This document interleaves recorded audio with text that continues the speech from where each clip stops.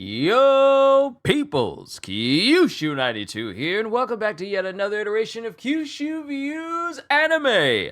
Onwards to the next episode of One Piece, so let's get it started! So we last left out on Sabo explaining everything that went down at Marie-Joie when he was there. We saw the revolutionaries fighting against the two admirals, Ryokugyu and Fujitora. We saw that they pretty much blew up the entirety of the Celestial Dragons, well, the world nobles' food supply. We saw Charlos with Kuma trying to make his way to Shirahoshi again. And then lastly, we saw Pell and Chaka escorting King Cobra to meet with the five elders. And apparently only King Cobra can enter into the chamber of the five elders. The Holy Land in tumult. Sai and Leo's full power below. Woo! I can't wait. Holy Land Marie-Joie. Sabo! Woo! Woo! Woo! Woo! Crushed his mask! You know, sometimes when Sabo's not even using his own devil fruit, you sometimes forget that he actually has one, because he's just as proficient in unarmed combat without it. The very thing that allowed Ace to be beaten by Blackbeard is something that Sabo is already very proficient in. Combat without devil fruit. Yo, Bonnie and Sabo meeting. Might have the same goal, because she's there for Kuma as well. Oh, Bonnie's been keeping tabs on the Revolutionary Army. Whoa! Okay, that is cool how that was animated with Karasu's crow. Almost made me think they were doing something different for Sabo for a minute there. But now Karasu's got the keys for all the slaves. Oh, so the first person, so wow, so Sabo knew of Bonnie's plans to go to Egghead. Sabo got some strong legs to be jumping all the way up there. Granted, half the people in One Piece are capable of doing that normally, so I shouldn't really be surprised. Lost Chamber. Lost Chamber. Given how Bonnie has been keeping tabs on the Revolutionary Army and she's so close to Kuma, it'd be nice if they have some more future interactions with each other. I'm just saying. And Sabo's going back to look into this whole Lost Chamber deal. Oh, Cobra's in there. Pell, Chaka, why is it dark? Where are the lights? Y'all told Pell and Chaka not to go into the room, but the hallway is literally half a mile down the room?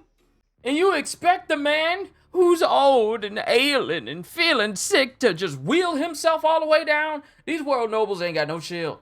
How y'all gonna make a man in a wheelchair just make him go all the way down the hallway? Oh, the empty throne. Oh. There they are! The Gorosei! The five elders. They're big. What would you like to ask us, King Cobra of the Kingdom of Alabasta? I don't like how quiet they are. The world government was founded by 20 monarchs 800 years ago. As the creators of the world, they relocated their families to Marie-Joie. They eventually became known as the Celestial Dragons and have been reigning over the world for 800 years. Inside, the 20 monarchs treated each other equally. And to avoid any of them rising to become a dictator, they intentionally installed an empty throne and placed their weapons around it as a symbol of the oath that no one would sit there. Meanwhile, in the 20 countries that lost their royal families, new monarchs were selected and have been in place ever since. Therefore, the names of the royal families of the first 20 have been removed from their home countries. But Alabasta is different. Queen Lily of the Nefeltari family had her name remain in the first 20, but she didn't become a celestial dragon and went back to Alabasta. So the Nefeltari family still exists in her country. For that reason, to be exact, there are only 19 weapons surrounding the throne. We're getting a lot of lore right now. Reading all the old books in his country. All we can know is the written history and the literature after the Void Century. But it wasn't there. Queen Lily's name. Whoop, you see how their eyes just got narrowed? She never made it back to the kingdom of Alabasta. Something happened to Queen Lily. Her younger brother ruled the country thereafter. Could you tell me what you know? It's true that the monarch of the Nefeltari family alone didn't live here, but we thought she went back to her country too. Press X to doubt. Since that was a long time ago, there's no way for us to know. I'm sorry, we have no idea. Y'all know they lying. You know they lying. You know they lying. You know they lying. They're the rulers of the world. They know everything. Then what is the D?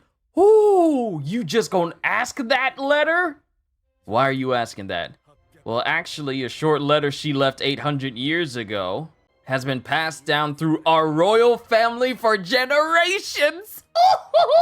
You know what this means? If the letter D has been passed down through their family for generations, Im-sama is gone. He's not in the room. They're not in the room anymore. But you know what this means.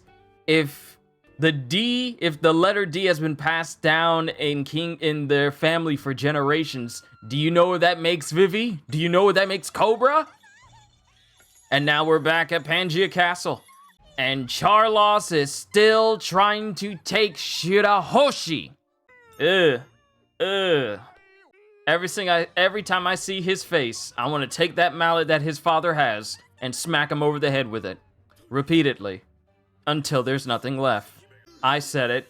Until his head is no longer attached. Shirahoshi would sooner marry Vanderdecken than before she'd ever let Charlos do anything. And even though she's asking for help, no one wants to help her because it's a celestial dragon. You don't go up against them. Yo, let's go Fukaboshi! Never mess with a brother's sibling. Ever. Look, the princes of the Ryugu kingdom don't care about nothing you got going on. Yo, using Kuma as a deterrent. Yo, let's go Miasgard! Beat him up! Beat him up! Ooh, leave it to them. Yo, Sai and Leo, they can get away with it because they're pirates. Woohoo! There they go! Tontata combat! Hashoken secret art dragon! Go big or go home! Y'all better do it! Tail hammer! Nail! Woo-hoo-hoo-hoo-hoo-hoo! Yes! Ooh! What did the judges say? What do the judges say? Yeah! I love it! I love it! I love it! I love it! Yo, it's Morley! Alright, this is when Morley just popped up and stole Kuma. Look at Charlos. Look at Charlos. Ah, it's so beautiful. Oh, it's beautiful to see him demolished. You know, every single time Charlos gets brutalized, an angel gets its wings. But now we're back with the Gorosei. He literally just asked what the letter D means. What is the D? Leave, we have nothing more to say. Y'all know more. Y'all know more, but y'all don't want to say nothing. Oh!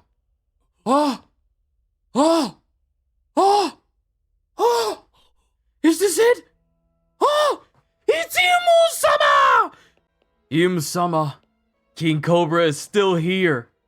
Y'all listen to this evil church organ in the background. The organ is going crazy in this scene. All of the Gorosei are sweating. Oh.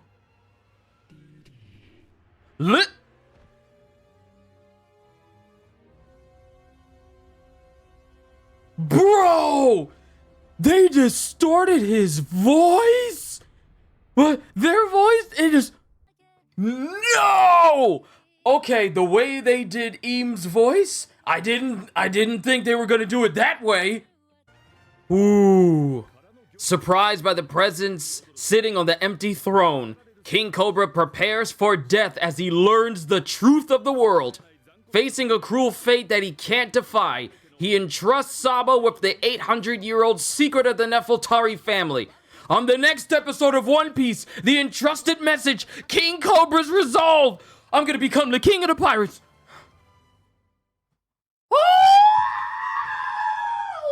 Okay. Okay, okay, all right, we get it, One Piece, we get it. Okay, okay.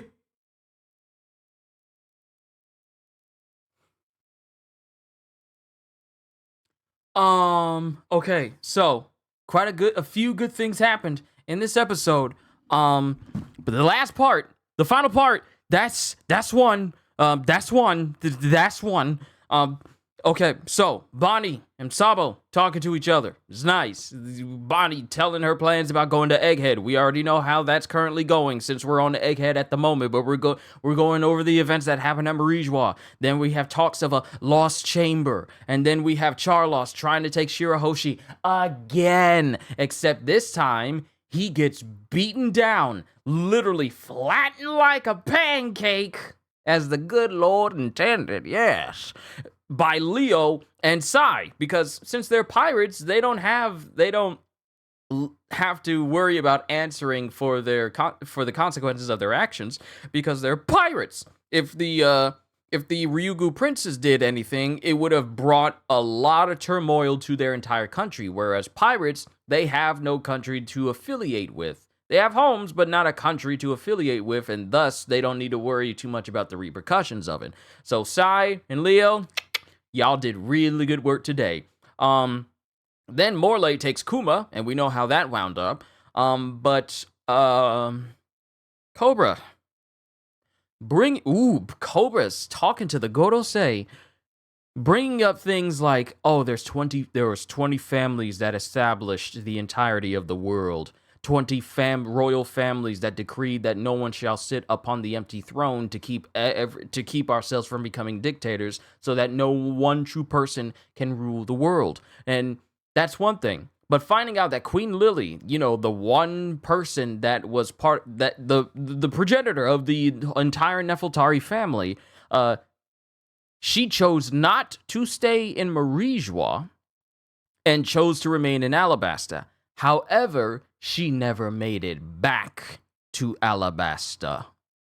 So there's a mystery of what happened to her. Also, the fact that Cobra just dropped, what does the D mean? Because the D has been passed down in my family for generations, which means that Cobra is a D and Vivi is a D.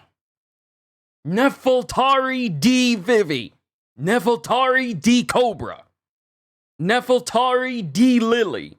The entire time, Luffy and the crew have been traveling around with the D. And she never knew. We never knew. Vivi's a D. Vivi's a D. It's in her family name. It's been passed down for generations after generations. But since the Gorosei don't want to tell nobody what that letter means, Im-sama walks up and shows himself to Cobra, because no one's supposed to know that Im-sama exists at all. Literally, the secret ruler of the entire world, who sits upon the empty throne that everyone thinks always remains empty, walks into frame. And I can't say he, because what they did to Im's voice makes it ambiguous, whether it's a he or she. I heard a male tone in the voice and a female tone in the voice. I didn't think they were going to distort his voice to have two of those voices at the same time when they spoke. Because I honestly thought they were probably going to make him masculine. That's what I thought. But lo and behold, I have been proven wrong. Im-sama walks up, and they sit down and just go, Lily, in a two-part distorted voice. I love how they did that. The crazy organ music, like the Judge Frollo from The Hunchback of Notre Dame, hellfire, dark fire, just the cathedral organs in the background. Mwah. That is how you do a villain theme. And that's how we end the episode, with them just sitting on the throne, just going, Lily. And that's how it ends. What sort of Kids Next Door intermission cliffhanger nonsense is this? But all in all, I really like this episode better than the last one. Because the last one, while it was good and everything, it didn't have me just like, oh, like this one did. This was a good one. Im-sama just walked up. And the preview said that Cobra is about to learn the truth of the world, which means y'all are about to learn. For all you manga viewers, manga readers, don't say nothing. Say nothing.